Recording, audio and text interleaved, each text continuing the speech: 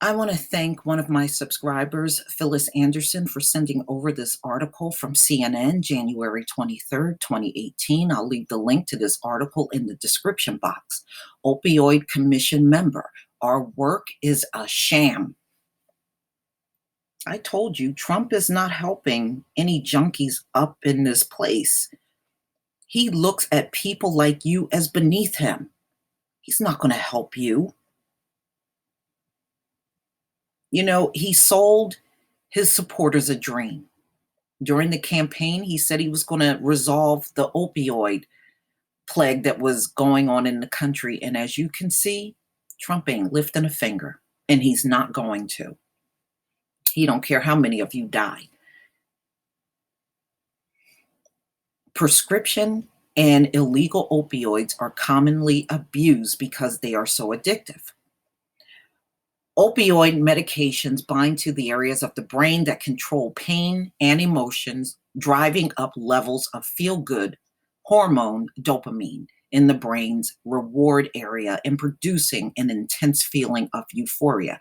I was reading an interview that this one heroin addict was doing, and they said when they get the high from the opioids and heroin, it's the feeling of falling in love with someone for the first time. That's what it feels like to them. That's why they keep going back, because of how it feels.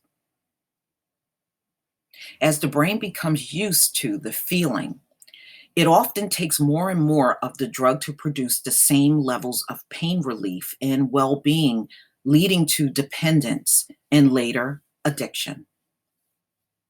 The Republican-led Congress has turned the work of the president's opioid commission into a charade and a sham, a member of the panel told CNN.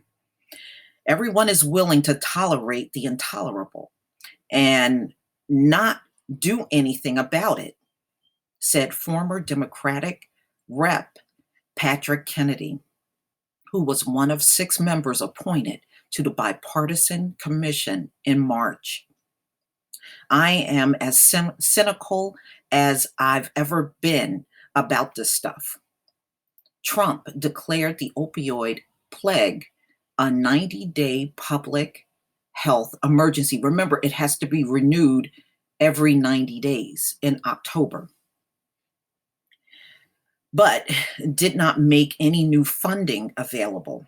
In November, Trump said he would donate a third quarter of his salary to the Department of Health and Human Services to help fight the crisis. Critics say the declaration did virtually nothing to change the status quo, and that overdose deaths have continued to mound in the months since. The public health emergency declaration was, in fact, set to expire on January 23rd, and we are there. But as the government was headed towards a shutdown on Friday, Acting Secretary of the Department of Health and Human Services, Eric Hargan, renewed the national public health emergency for another 90 days. This and the administration's other efforts to address the plague are tantamount to reshuffling chairs on the Titanic, said Kennedy. The emergency declaration has accomplished little because there's no funding behind it. You know, I had a troll come to me and say, well, you don't need no funding to do the public health emergency. It's not necessary to have funds. Get out of here. Everything in America virtually requires funding, especially when it comes down to a health situation. You are an idiot for even saying that. What health crisis have you even had and it didn't require money? Okay, that's why all these doctors' offices are all around the country.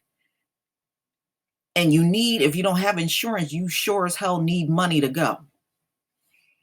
But, you know, let his supporters keep talking like a bunch of clowns. You can't expect to stem the tide of a public health crisis that is claiming over 64,000 lives. Now, that's only from 22 states, ladies and gentlemen, that have reported their numbers, not all 50 states. So that number is way higher. Lives per year without putting your money where your mouth is. Exactly. You are not going to conquer this addiction without money, period.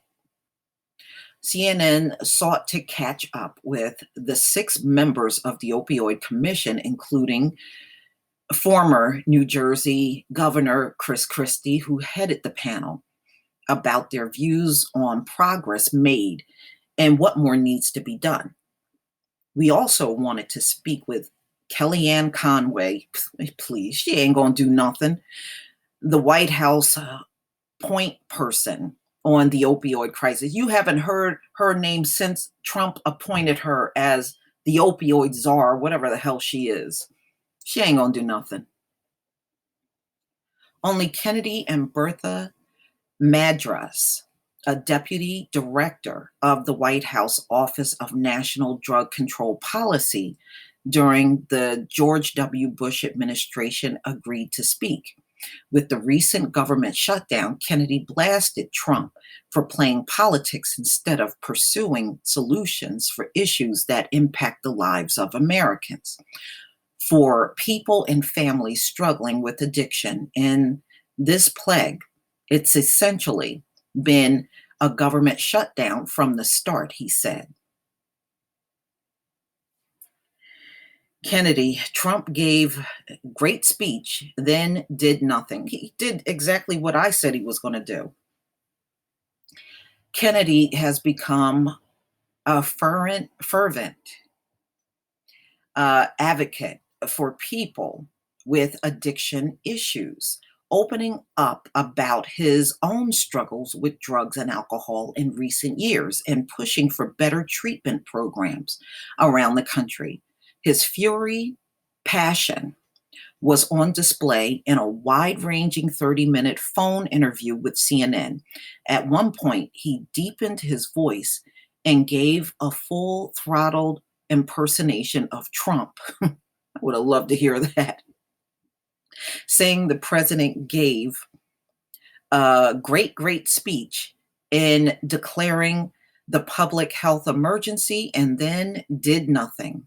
Other times, Kennedy grew starkly serious about gravarity of the plague and the more than 500,000 lives lost to drug overdose since 2000.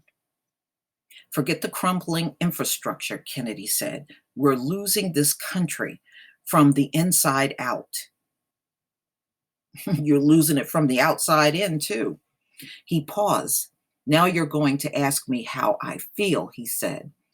Kennedy blasted Congress for its $1.5 trillion in tax cuts and predicted the GOP House and Senate would now focus on gutting of Medicaid. Well, of course they are. You know, it doesn't benefit rich people, so of course they're going to do that. A program, he said, is the largest provider and best hope to tackle the opioid plague.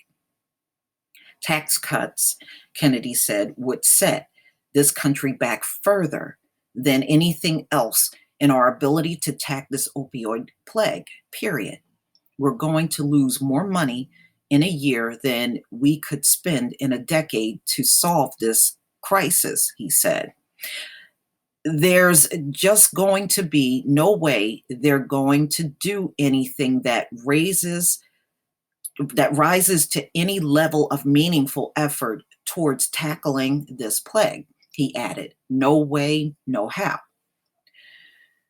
Borrowing a signature line from his uncle, JFK, said, I just keep thinking there is no profile and courage in that vote.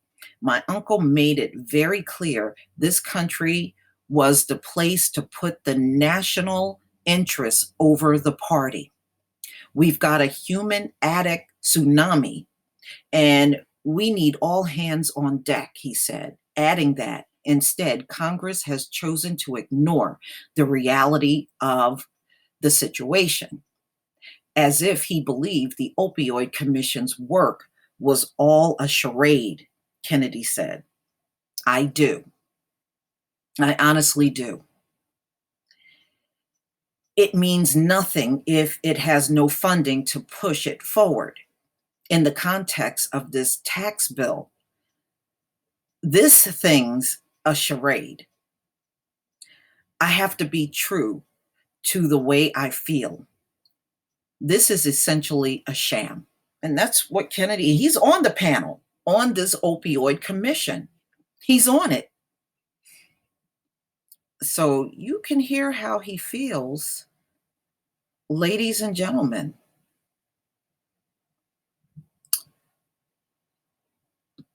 But you can best believe there will never be anything done the entire time Trump is in there for his term. If he happens to win 2 terms, you will have no help for 2 terms. Plain and simple. Look, this man won't even hire people at the White House who are not millionaires. What makes you think he's going to reach out and help a bunch of junkies? All he's going to do is get on a stage and talk a bunch of shit in front of a crowd about how much his commission is doing. I can hear him doing that. They're doing a fabulous job, a spectacular job.